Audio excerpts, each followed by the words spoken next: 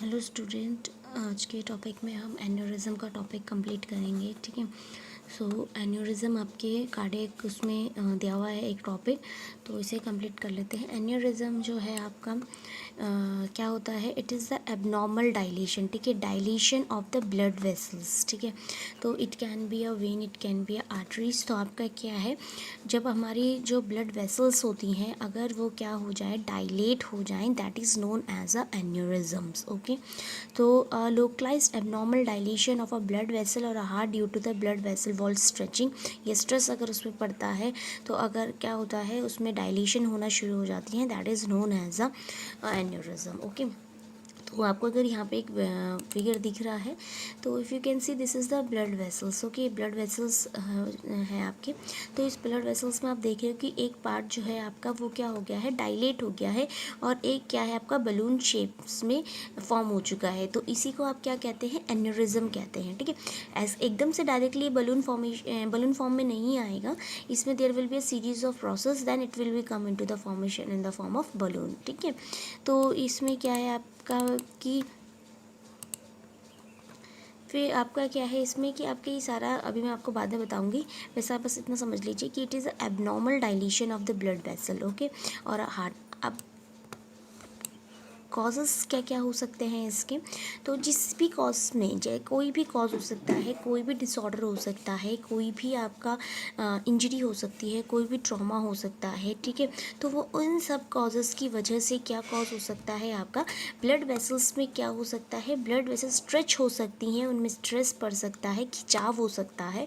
उस खिंचाव की वजह से क्या होगा, वहाँ की जो ब्लड वेसल्स होंगी वो क्या हो जाएंगी, आपकी बल्जिंग हो जाती हैं, और उसके बाद क्या होने लग जाती हैं, वो आउटवर्ड यानी कि बाहर की तरफ क्या होने लग जाती हैं, मूव करने लग जाती हैं। उनका जो एक पार्ट होता है या कोई भी पूरी वेसल्स होती हैं वो क्या होने लग जाएंगी, बाहर की तरफ अपने पोजीशन से आउटवर्ड की तरफ क्या करने लगेंगी, मूव करने लगेंगी। तो उसकी वजह से वहाँ पे और क्या होने लग जाएगा, और ज़्यादा अगर कुछ उसके ऊपर से और ज़्यादा स्ट्रेचिंग और ज़्यादा आपके क्या होने लग जाती हैं, बहुत ज़्यादा स्ट्रेच पड़ता है, तो उसकी वजह से क्या होने लग जाती हैं फिर आपकी जो मसल्स हैं आपका, जिसको जो बहुत ज़्यादा स्ट्रेचिंग पड़ना या बहुत ज़्यादा स्ट्रेच पड़ना, उस पॉइंट का वीक स्पॉट बोलते हैं। ठीक है, जहाँ पर बहुत ज़्यादा वाला स्ट्रेच पड़ा, जहाँ से जो ब्लड वेसल्स है इस फॉर्म में आएंगी, इस पॉइंट को आप बोलेंगे वीक स्पॉट। ओके, तो आपका क्या है, ये जो आपका एन्यूरिज्म है ये आपका क्या है, it is the dilation of the blood vessels. और dilation of the blood vessels किसके वजह से हो सकती है, it can be through any disease conditions. ठीक है, it can be through any infection, high blood pressure. ठीक है, it can be due to the penetrating और अ ब्लंट ट्रॉमा, और क्या कहते हैं, एनी काइंड ऑफ डिजीज और any kind of factor that affecting the blood vessels, that it will related to the any disease condition which is affecting the blood vessels and stretching it. ठीक है, उसकी वजह से क्या होता है आपके ये जो आपका डायलेशन समझते हैं ना आप। ठीक है, डायलेट हो जाना, तो डायलेट हो जाती है हमारी blood vessels. Okay, in the form of a balloon और अ बल्जिंग पार्ट की तरह। ठीक है, पैथोफिजियोलॉजी मैंने आपको समझा दी थोड़ी बहुत, क्योंकि किसी भी कॉज की वजह से ट्रॉमा हो, इन्फेक्शन हो, आर्थरोस्क्लेरोसिस हो और any other kind of disorders, वो क्या करती हैं, आपके जो आपका ब्लड वेसल्स होती हैं उन्हें कंटिन्यूसली वीक और डिजेनरेट करती रहती हैं। ठीक है, जब कोई भी चीज़ कंटिन्यूसली वीक एंड डिजेनरेट होगी तो डेफिनेटली वो अपनी जगह क्या करेगी, छोड़ेगी।